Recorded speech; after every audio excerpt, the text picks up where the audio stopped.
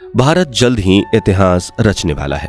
पिछली बार असफल हुए चंद्रयान 2 से सीख लेकर भारत ने बनाया है पहले से ज्यादा बेहतरीन स्पेसक्राफ्ट, जो चंद्रयान 3 मिशन के तहत चांद को अपनी मुट्ठी में कर लेगा।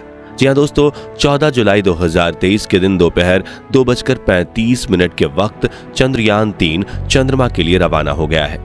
और इस बार का चंद्रयान मिशन पूरी दुनिया को यह दिखाने के लिए तैयार है कि भारत स्पेस रिसर्च की फील्ड में भी पूरी दुनिया से आगे है।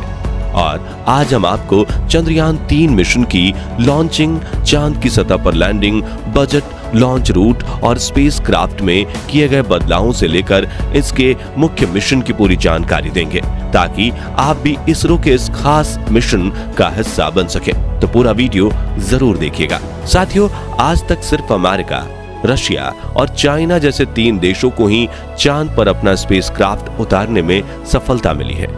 और चंद्रयान 3 मिशन सफल होते ही भारत दुनिया का वो चौथा देश बन जाएगा जिसने चांद पर जीत हासिल की है।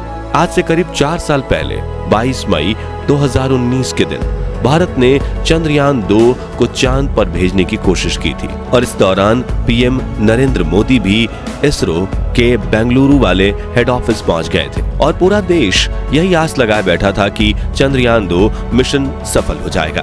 मिशन के शुरुआत में सब कुछ सही चल रहा था और 7 सितंबर के दिन चंद्रयान 2 चंद्रमा की सतह पर उतरने ही वाला था कि तभी चंद्रमा की सतह से सिर्फ 2 किलोमीटर की ऊंचाई पर विक्रम लैंडर से हमारा संपर्क टूट गया और हम चांद पर लैंडिंग करने में असफल हो गए थे। मिशन में मिले इस असफलता से इसरो के चीफ के सिवन काफी ज्यादा भावुक हो गए थे।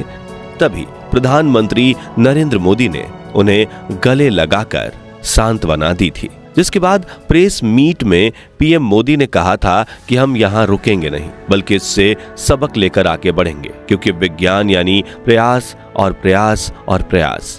प्रधानमंत्री नरेंद्र मोदी की कही इस बात को आधार बनाकर इसरो ने फिर से चंद्रयान 3 को चांद पर भेजने के सपने बुनना शुरू कर दिया था।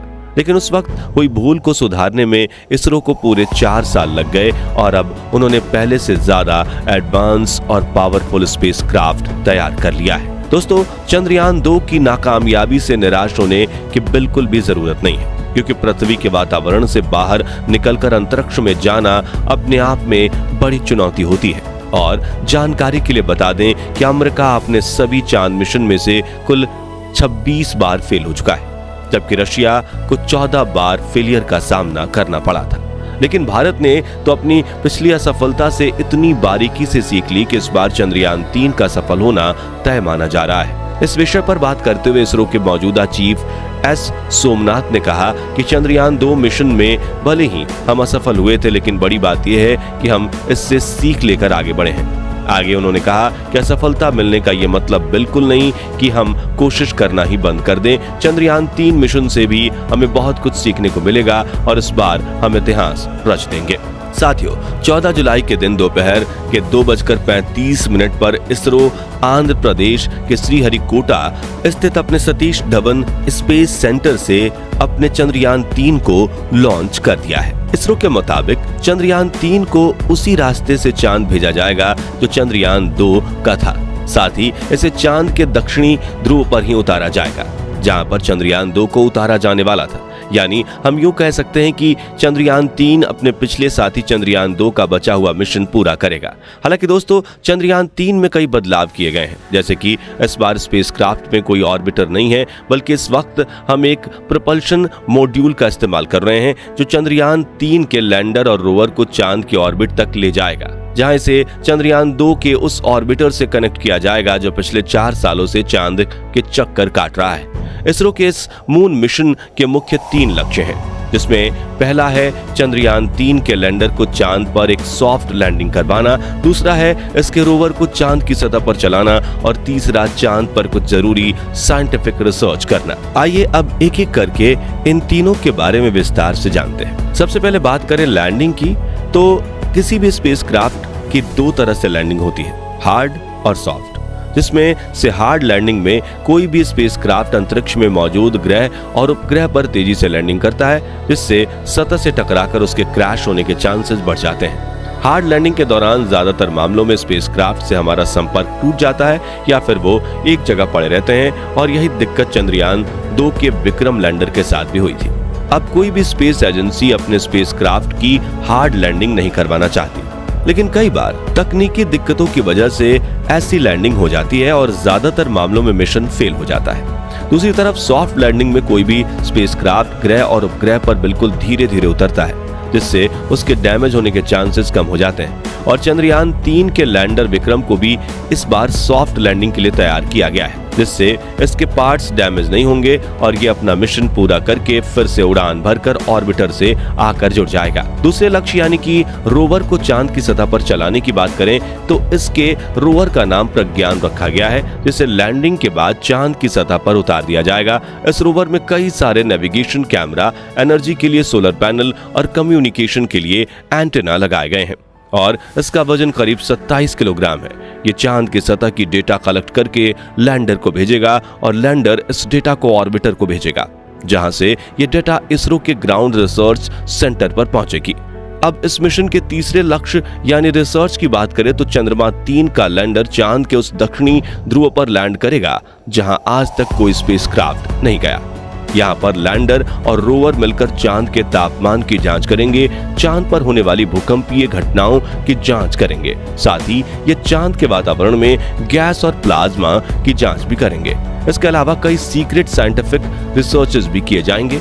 कुल मिलाकर इस मिशन से इसरो चांद की वो डेटा कलेक्ट करेगा जो चांद पर मानव बस्ती बसाने की कोशिश को एक और कदम आगे ले जाए। साथियों, चंद्रयान 3 का लैंडर चांद पर 1 लूनर दिन तक रहेगा, जो कि धरती पर 14 दिनों के बराबर होता है, जिसके बाद ये फिर से उड़ान भरकर ऑर्बिटर के पास आ जाएगा। इस मिशन का बजट 615 करोड़ बताया जा रहा है। पहली बार सुनने में तो ये बजट आपको ज्यादा लग सकता है, लेकिन बता दें कि ये बजट पिछले दिनों रिलीज हुई फिल्म आदि पुरुष के 700 करोड़ के बजट से भी कम है। और इतने कम बजट में चांद पर जाकर इतने बड़े मिशन को अंजाम देना वाकई में काबिले तारीफ होगा। बता दें कि चंद्रयान 3 स्पेसक्राफ्ट का कुल वजन 3900 किलोग्राम है, जिसमें से प्रपल्शन मॉड्यूल 2148 किलोग्राम और लैंडर मॉड्यूल 1752 किलोग्राम है। आइए दोस्तों, अब जानते हैं कि चंद्रयान 3 धरती से लेकर चांद का सफर कैसे पूरा करेगा।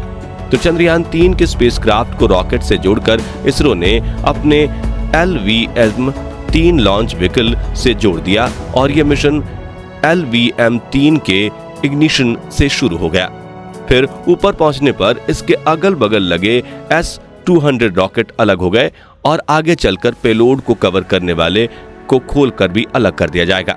रॉकेट का दूसरा चरण भी अंतरिक्ष में आके पहुंचकर मेन स्पेसक्राफ्ट से अलग हो जाएगा, जिसके बाद तीसरे चरण में क्रायोजेनिक इंजन चालू कर दिया जाएगा जो चंद्रयान 3 को चांद तक ले जाएगा।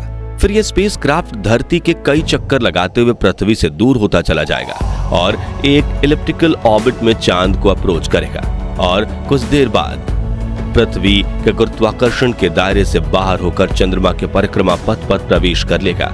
चांद के ऑर्बिटर में पहुंचते ही लैंडर को प्रपल्शन मॉड्यूल से अलग करके चांद की सतह की ओर भेज दिया जाएगा और सतह के नजदीक पहुंचते ही इसके थ्रस्टर्स ऑन कर दिए जाएंगे ताकि इसकी रफ्तार को कम किया जा सके और ये चांद की सतह पर सॉफ्ट लैंडिंग कर सके।